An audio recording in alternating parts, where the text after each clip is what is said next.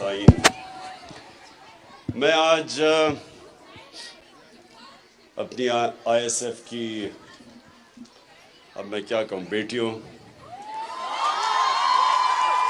हमारी फ्यूचर के लीडर्स, ख्वातीन के लीडर्स,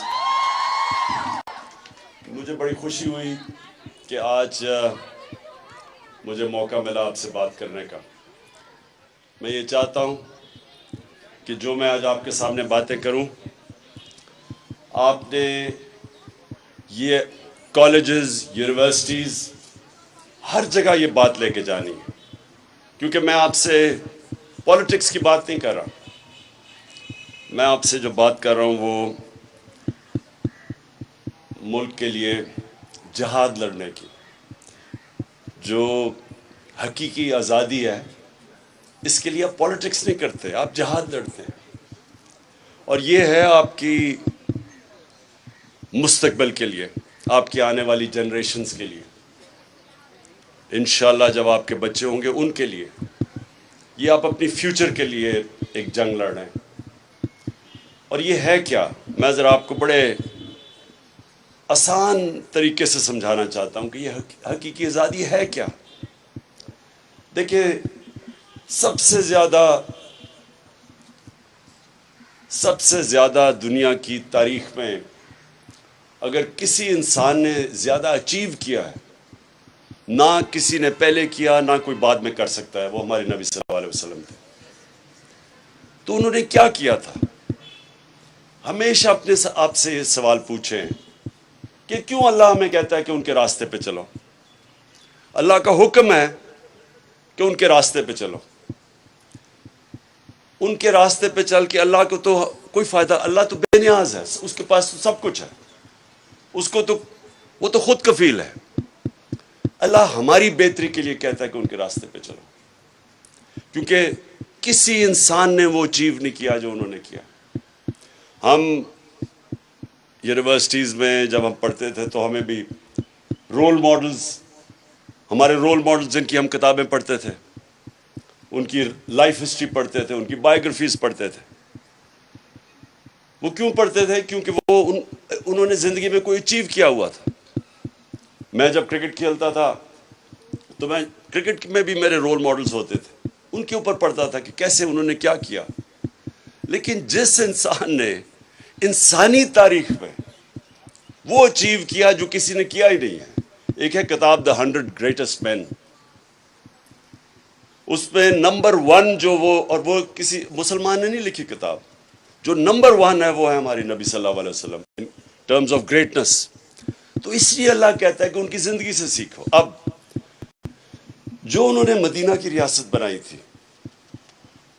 वो उनकी सुन्नत थी। हमें असूलन सबको स्कूल में, यूनिवर्सिटीज़ में, हम सबको पता चलना चाहिए था कि वो क्या हुआ था, वो क्या दुनिया का इनकलाब आया था कि वो 10 सालों के अंदर इंसान बदल गए। जिनकी कोई अहमियत नहीं थी, उन्होंने दुनिया की इमामत की।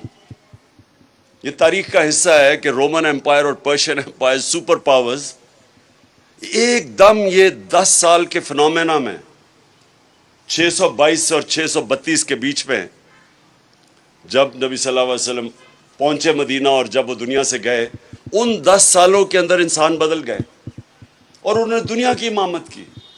ये हिस्टोरिकल फैक्ट है। तो क्या हुआ था? उन्होंने हकीकी तौर पे लोगों को आज़ाद किया था, इंसानों को आज़ाद करके उनके पोटेंशियल को आज़ाद कर दिया था, छोटे से इंसानों को बड़े इंसान बना दिया था। जो मौलाना रूमी कहते हैं कि जब अल्लाह ने तुम्हें पर दिए तो क्यों ज़मीन पे रेंग रहे हो चूंटियों की तरह। हम सब के पास पर है, हम कोई भी ऊपर जा सकता है, क्योंकि हम अल्लाह की सबसे अजीम मखलूक है, अशरफुल मखलूकात। उसने जिसके फरिश्तों को कहा कि इनके सामने झुको, इंसान के सामने, हम वो लोग हैं। लेकिन हम अपनी हैसियत नहीं जानते, हम जानते नहीं है कि अल्लाह ने हमें कितनी ताकत दी है।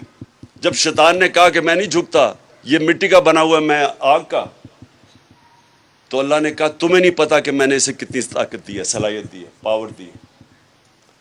تو ہم سب کو اللہ نے پاور دی ہے, ہم سب میں پوٹینشل ہے کہ ہم کچھ بھی کر سکتے ہیں, لیکن ہم زنجیریں بندھی ہوئی ہیں جو روکتی ہیں ہمیں اوپر جانے سے.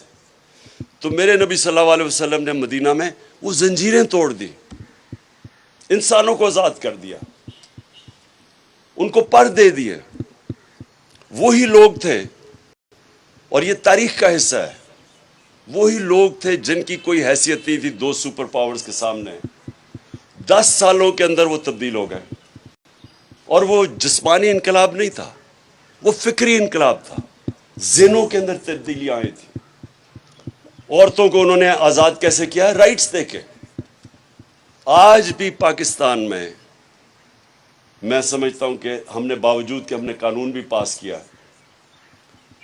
80% خواتین کو ان کے انہیریٹنس رائٹس نہیں ملتے جو انہوں نے 1500 سال پہلے انہوں نے عورتوں کو دیے تھے, ان کو رائٹس دیے تھے. انہوں نے واضح طور پہ خواتین کے رائٹس اسپیسیفائی کیے تھے, قانون کے اندر انہوں نے ان کو رائٹس دیا اور انصاف دیا تھا, برابر کے انہوں نے انسان بنایا تھا. پہلے عورتیں اور آدمیوں کو برابر کے انسان نہیں سمجھتے تھے. انہوں نے غلاموں کو آزاد کیا تھا. مسلمان واحد مسلمان کی تاریخ ہے کہ غلام بادشاہ بن گئے. ہندوستان میں سلیو ڈینسٹی تھی, مملوک جو ایجپٹ میں تھے وہ غلام تھے جو بادشاہت کی انہوں نے. تو غلاموں کو انہوں نے آزاد کیا, خواتین کو آزاد کیا. انسانوں کو کیسے آزاد کیا؟ انصاف دے کے. انصاف جو ہوتا ہے وہ آپ کو آزاد کرتا ہے. جب مجھے قانون پروٹیکٹ کرتا ہے طاقتور سے, تب میں آزاد ہوتا ہوں. آج اب اگر بدترین غلامی انسانوں کی دیکھنی آپ نے تو اندرون سندھ چلے جائیں. جس طرح وہ انسانوں کو, وہ ان کے طاقتور, ان کے وڈیرے انسانوں کو رکھتے ہیں, میں آپ کو یقین دلاتا ہوں کہ میں جتنا باہر مغربی دنیا میں سفر کیا ہے, جانوروں کو اس طرح وہاں مغرب میں رکھے, ان کے اوپر وہ جیل میں ڈال دیتے ہیں. جانوروں سے اگر وہ ظلم کرے وہ لوگوں جیل میں ڈال دیتے ہیں وہاں. جو انسانوں سے ظلم ہوتا ہے, خاص طور پہ میں اندرون سندھ کی بات کر رہا ہوں, کہ کوئی ان کے رائٹس نہیں ہیں. تو جب آپ کے حقوق نہیں ہوتے تو پھر انسانی معاشرہ نہیں رہتا, وہ جانوروں کا معاشرہ بن جاتا ہے. جانور اور انسانی معاشرے میں فرق یہ ہوتا ہے کہ انسانوں کے معاشرے میں انصاف ہوتا ہے. جب انسانی معاشرے میں انصاف نہیں ہوتا پھر وہ جانوروں, بلکہ جانوروں سے بھی نیچے چلا جاتا ہے وہ معاشرہ. اس لیے انہوں نے سب سے پہلے اسٹیبلش کیا انصاف. اور انصاف کیا تھا ان کا کہ ان کے بعد مدینہ کی ریاست میں 2 خلیفہ وقت عدالت میں جاتے ہیں, خلیفہ ہوتے ہوئے عدالت میں پیش ہوتے ہیں. اور حضرت علی رضی اللہ تعالیٰ ایک یہودی سے عدالت میں کیس ہار جاتے ہیں خلیفہ ہوتے ہوئے, کیونکہ جو قاضی ہے وہ ان کے بیٹے کی گواہی قبول نہیں کرتا. حضرت علی یعنی ان کا مقام دیکھیں, ایک یہودی شہری سے کیس ہار جاتے ہیں. آپ سوچیں کہ وہاں انصاف کا کیا لیول ہوگا, کیا سٹینڈرڈز ہوں گی. آج آپ سوچ سکتے ہیں کہ کسی بھی مغربی معاشرے میں جس کو ہمارے سے بہتر انصاف کا نظام ہے, وہاں کوئی ان کا حاکم ہو, ان کا سربراہ ہو, وہ ایک کسی اور مائنورٹی سے کیس ہار جائے, وہاں بھی تصور نہیں ہے. تو یہ تھا لیول ان کا انصاف کا, جس کی وجہ سے انسان آزاد ہو گئے, جس کی وجہ سے ان کی پرواز اوپر چلی گئی, جس کی وجہ سے انہوں نے کئی 100 سال تک دنیا کی امامت کی, ورلڈ لیڈرشپ کی. انہوں نے ہر چیز میں, چاہے وہ سائنسز ہوں, چاہے وہ کسی انوویشنز, ہر چیز میں وہ آگے نکل گئے کیونکہ انسان آزاد ہو گئے. تو میں جو آپ کو چاہتا ہوں, جب آپ یونیورسٹیز اور کالجز میں جائیں تو آپ سمجھائیں کہ ہم اس طرح کہیں نہیں جا رہے. اس طرح کے نظام میں جس طرح چور اوپر آ کے بیٹھ جائیں, مانے ہوئے ملک کے ڈاکو اگر ملک کے اوپر بیٹھ جائیں, آپ ایک فیکٹری کے اوپر چور بٹھا دیں, وہ فیکٹری آپ کی بند ہو جائے گی. ملک کیسے چل سکتا ہے؟ آج ساری جتنی بھی غریب ملک ہیں ان ساروں کی ایک ہی کہانی ہے، وہاں انصاف نہیں ہے، وہاں رول آف لا نہیں ہے، وہاں انصاف کی حکمرانی نہیں، وہاں جنگل کا قانون ہے۔ جو طاقتور ہے وہ قانون سے اوپر ہے، جو کمزور ہے اس کو انصاف نہیں ملتا۔ ہمارے نبی صلی اللہ علیہ وسلم نے کہا تھا کہ تمہارے سے پہلے بڑی قومیں تباہ ہوئیں کہ کمزور جب چوری کرے وہ جیل میں، اور طاقتور جب چوری کرے تو اس کو این آر او مل جائے، اس کو پکڑے نہ، جو آج یہاں ہمارے ملک میں۔ انہوں نے تب کہا تھا کہ قومیں تباہ ہو جاتی ہیں، جس قوم میں رول آف لا نہیں ہوتا وہ تباہ ہو جاتی ہے۔ اور یہ ساری غریب ملکوں کی یہی کہانی ہے آج۔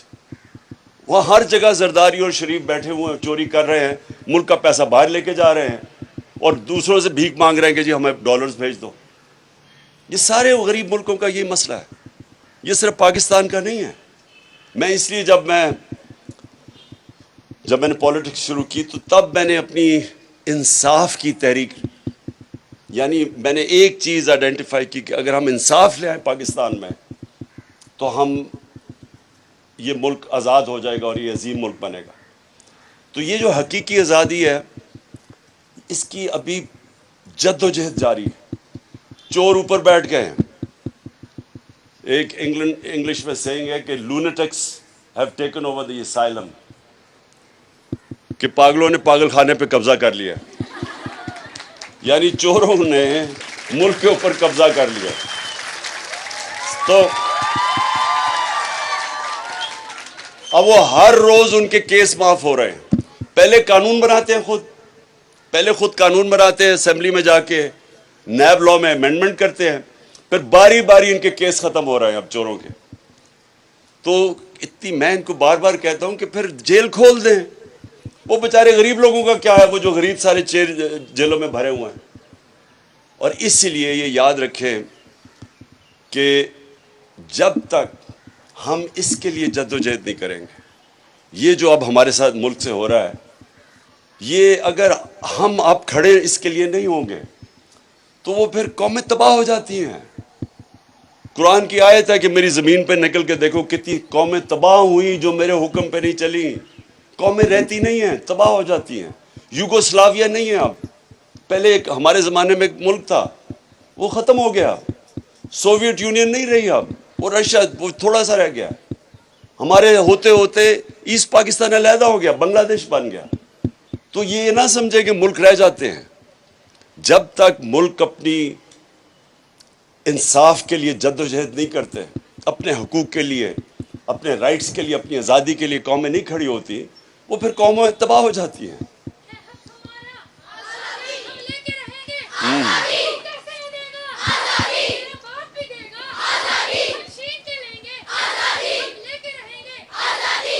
جی، آپ آزادی تب لیں گے، آپ تب لیں گے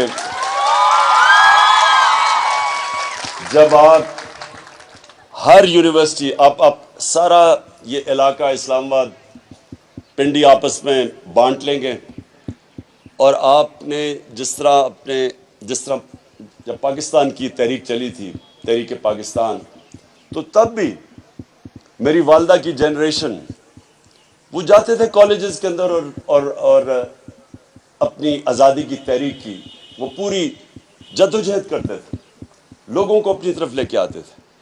اور آپ جتنی ایج کی تب بھی ہماری خواتین آپ کی ایج کی وہ جا کے پوری اس کے لیے جد و جہد کرتی تھیں اور تبلیغ کرتی تھیں اور لوگوں کو تیار کرتی تھیں۔ اس لیے آپ نے بڑا یہ جو وقت ہے یہ فیصلہ کن وقت ہے پاکستان کی تاریخ میں۔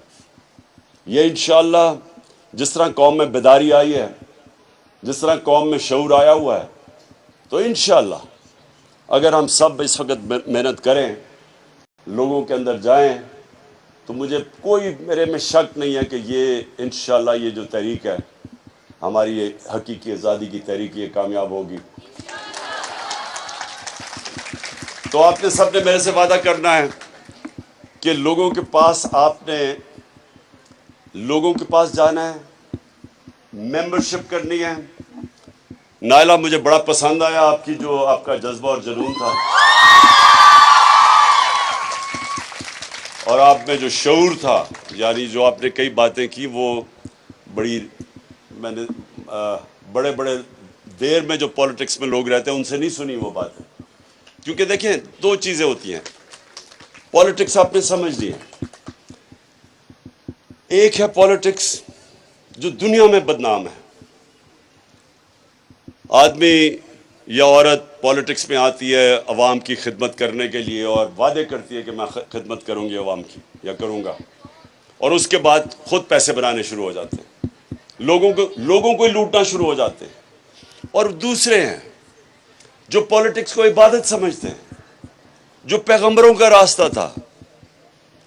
وہ بھی اسٹیٹ کرافٹ تھی. نبی صلی اللہ علیہ وسلم نے بھی مدینہ کی ریاست سنبھالی تھی، لیکن وہ ایک عبادت میں کنورٹ ہو جاتی ہے، کیونکہ انہوں نے لوگوں کی زندگیاں بدل دی، انسانوں کو اٹھا دیا، فلاحی ریاست بنا دی، انصاف کر دیا، حقوق دے دیے.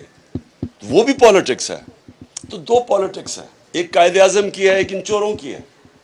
اور آپ جو پولیٹکس کریں گے وہ آپ کی عبادت میں شامل ہوگی، کیونکہ آپ اپنی ذات کے لیے نہیں کریں گے، آپ اپنی قوم کے لیے کریں گے. جس طرح کشمیر کے لوگ ہیں جو مقبوضہ کشمیر میں، یعنی وہ کن مشکلوں میں ان کی خواتین نکلتی ہیں، ظلم ہوتا ہے، لیکن وہ بار بار قربانیوں کے بار بار نکلتی رہتی ہیں، کیونکہ وہ سب کو سمجھتے ہیں کہ غلام قوم کبھی کھڑی نہیں ہو سکتی. غلام صرف اچھے غلام بن سکتے ہیں، صرف آزاد قومیں اوپر جاتی ہیں. اور وہی جو میں نے پھر سے کہا کہ مدینہ کی ریاست ہمارے لیے ہمیشہ کے لیے ایک مثال ہے مسلمانوں کے لیے، کہ کیسے ایک انسان بدلے، اور وہ دنیا کی انہوں نے امامت کی. اور اس لیے اللہ کہتا ہے کہ ان کے راستے پہ چلو ہماری بہتری کے لیے، کہ اگر ہم نے اس سے نکلنا ہے جس دلدل میں ہمیں پھنسایا ہوا ہے، قرضے لے کے. وہ ہمارا وہ شہباز شریف جاتا ہے ہر جگہ کہتا ہے جی دیکھیں میں بھیک تو نہیں مانگ رہا، میں مجبور ہوں. ہاں مجبوری ہے، میں بھیک تو نہیں مانگنا چاہتا لیکن میں مجبور ہوں، میں مانگنے نہیں آیا. تو وہ اصل میں ساری قوم کو ذلیل کرتا ہے. خوددار قوموں کی عزت ہوتی ہے، جو انسان اپنی عزت کرواتا ہے اس کی عزت ہوتی ہے. آپ اپنی اگر عزت نہیں کروائیں گے دنیا آپ کی عزت نہیں کرے گی. دنیا کے سامنے ہاتھ پھیلائیں گے کوئی عزت نہیں کرے گا. تو انشاءاللہ میں آپ کی سب کی اب ڈیوٹی لگا رہا ہوں. میں آپ کو 1-2 مہینے دوں گا، نہیں 1 مہینے میں میں دیکھوں گا کہ آپ نے کتنی ممبرشپ کی ہے، آپ کی کتنی بڑی ہماری ISF کی تنظیم کتنی بڑی بن جاتی ہے، اور انشاءاللہ پھر آپ سے ملتے ہیں. بہت بہت شکریہ.